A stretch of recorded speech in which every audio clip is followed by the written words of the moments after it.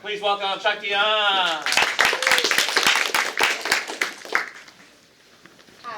my name is Shakti and I'm a senior in design, and this is my app, Mosaic. Feel free to scan the QR code for Apple or Play Store to start downloading the app, and I'll talk to you a little bit about it once we have that downloaded, so you can interact. Just give me a few seconds. So, what is Mosaic? Mosaic is a child time bedtime story generator where kids can unleash their creativity by thinking of an idea and being the author of their own stories, and then have the story read back to them before bed.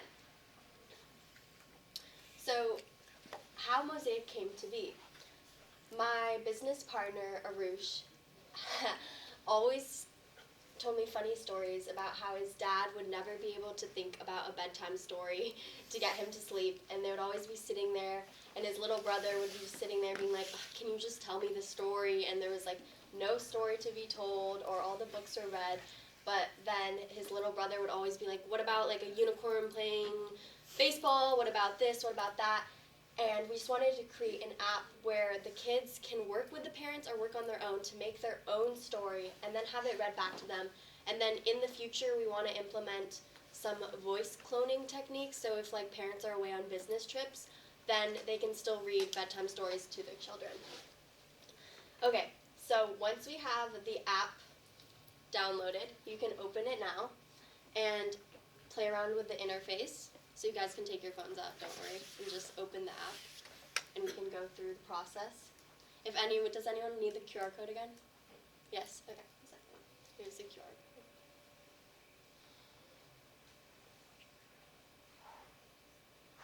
Okay, perfect.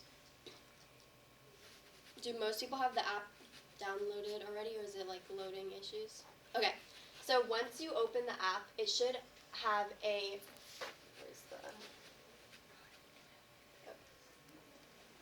it should have a bottom interface where it says generate your own story on the bottom of the home page in a purple button.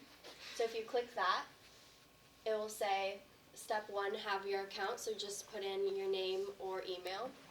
And then once you type in your name, you can continue to the next place. So pretty much what you do is on the bottom, there's the generate your own story. I don't know if you guys see that at the bottom of your page. Is that clear? Okay, perfect. So if you click that, then you can play around and generate your story and go through the various prompts where it'll say like, what's your name? What type of story do you want? Do you want a female or male reading it? And then from there, I want you guys to try, while you guys are getting that set up, I'll tell you a little bit about the setbacks. So the first setback was people downloading the app. I think a lot of people have an app, and why should anyone care? Why should anyone download an app? So I was like, oh, perfect. I'll make flyers and hang them up in the downtown, and this will work perfectly. So me and my business partner went to like probably 100 stores, knocked on their door, asked to hang up flyers, and then like in the first week we like looked at how many people download the app, and it was like 2 after putting like 100 flyers out. So that was definitely a struggle. So we had to pivot our way of moving around. Here are some flyers if you guys want to see them, and you guys can keep them if you have any siblings who you think might like the app or anything like that. So then we were like, okay, we have to change this plan.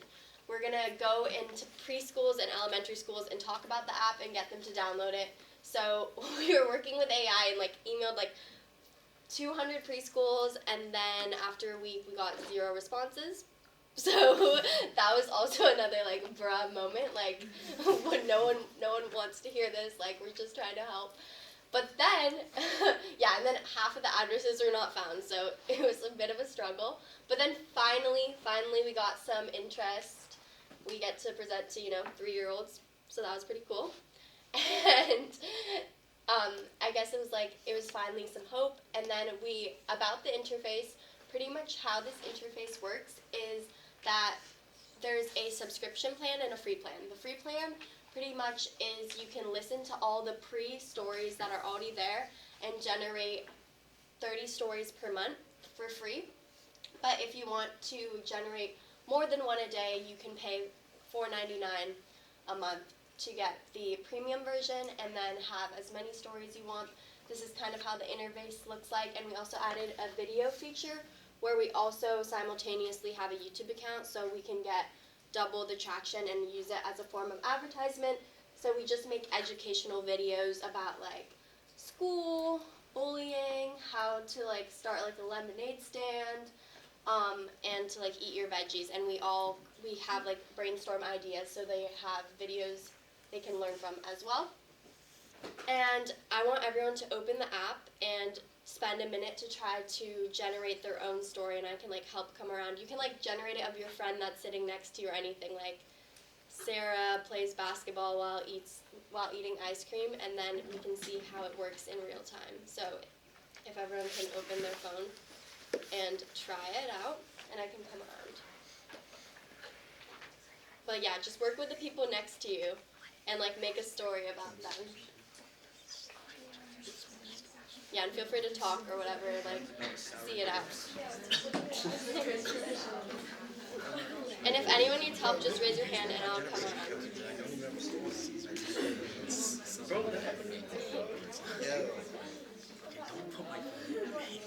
But yeah, you can just put anything you want and it will come out with a story that then gets read out.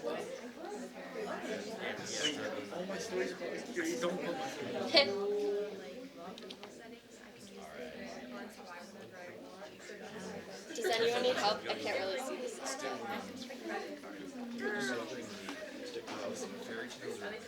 0 to 3. Yeah, I just wasted 2 tokens. My tokens, bro. I need my I haven't tokens. even a single store.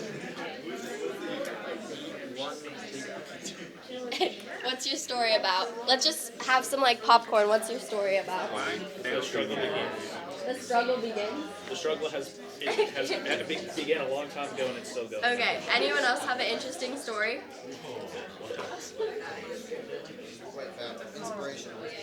Oh, wait, there's multiple chapters. Okay. I've already used 2 generations. You're running out of tokens. Yeah, mine, like I put it and then it failed to generate it. So like, yeah, I see. It uses the token. So. I can't read it. Yo, what? Okay, so Wait, like my Jerry phone's built almost a dead. house. Bro, I can't read it. Two plays basketball. My phone's about to die. So friendship, sure. 30 seconds. 30 seconds. Okay. Oh, now it's weird. Now it's searching. Okay, cool. Yeah. So it should load. Does anyone else have a story that they made? I'll let you know after. Okay. Here's this loading. Okay. Okay. I'll keep talking about the app. So the app costs $4.99 a month, but anyone have a guess about how much the app costs to make? Any guesses? Yeah? 500. Okay. Any more? I'll just say higher. I'll just keep saying higher. Is it higher or lower than 500? It's higher. 1,000. Let's go 800. Higher. 1,500. Higher. 3,000. 40,000? 3,000. Higher. 5,000. Yes, 5,000. So feel free to donate. No, I'm kidding. Yeah, creating an app is very hard. I'll talk about the process, but pretty much our team offshored to India because creating an app, I come from a front-end perspective. My business partner is back-end, which is very helpful because he can do all the tweaks and things like that. But the overall app, even when we like offshore it to India, it costs $5,000. So it's quite an investment that you want to take. And I was brought onto this team. It's my business partner Arush and his dad. So they really like believed in this app and wanted me to help market it and figure out the design perspective. But speaking of a design perspective, I just want to talk about that. Even if you don't like code, because it's not my favorite thing, but I support it and I see the use and the potential that it can create. You don't have to like code to still be in technology and still work in that aspect of it.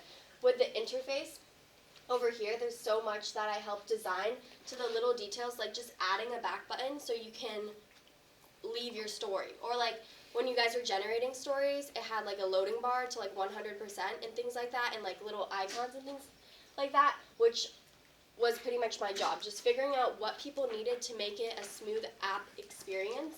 And I just want to highlight the importance of just front-end design and like being able to look at the little details and the color scheme, like what will make people sleepy, what will make people attracted to the app, the fun colors so kids like it, to the colors on the logo to attract the eye. Just all those little details need to be thought about when you're making an app. And don't be overwhelmed if code's not your thing, or you like don't want to enter the tech field because of that reason. There's so much you can do as a designer without having to be back-end and code the whole app. Okay, let's continue. So these were some things I tried to do for marketing. I noticed that the most people downloaded the app is when I was like genuinely talking to them about the app, and like we would go to the library and talk about it, or we would go literally as we're hanging up posters, I would like go up to people with kids and I was like, do you want to try this app? And I explained it to them, and that's what would get the downloads. But obviously that's not feasible because you can't go up to like 5,000 people and be like, this is my app, please download it. So I did coupons that I would made and designed and handed out in flyers. But I would say flyers were the least effective because people kind of just walk by them in the street. You either have to hand them to them, like the coupons, or people will just miss it because they're busy in their daily life. I also tried a coloring book, which we're going to implement in restaurants. Our idea was that if they can work on making their own story in real life, they can then download our app and try playing it with, like, making stories on our app. And we have a deal where we're giving them to different restaurants so they can get a free coloring book, but we can get free advertisement. And then I also tried social media marketing. I met with like the famous influencer teacher from Los Altos High School. I don't know if you know her, but she gave us a lot of good advice. Like we had to post 2 to 3 times a day. I was like, wait a minute, this is kind of a lot. But yeah, I had to really unlock my influencer era, like talk about the app. We also made little animations. One of them was like me getting color thrown on me for like a hook. But yeah, I had to play around with it. And then we also had animations on our YouTube channel. So that was pretty interesting, where just stories that kids can watch before bed or just anytime really. And I would say what I learned from marketing was you have to be very consistent. You have, like, I do not post 2 to 3 times a day, but that's like where I should be posting. And the more you post, the more outreach you can get. You have to like create hooks. You have to have a posting schedule. You have to ask your friends to follow and bribe them with cookies. I don't know if you saw that in Mr. Gecker's room. And you have to interact with the community as much as you can so people can then spread the word. Thanks for listening. And remember that every back-end programmer needs a front-end designer. Thank you.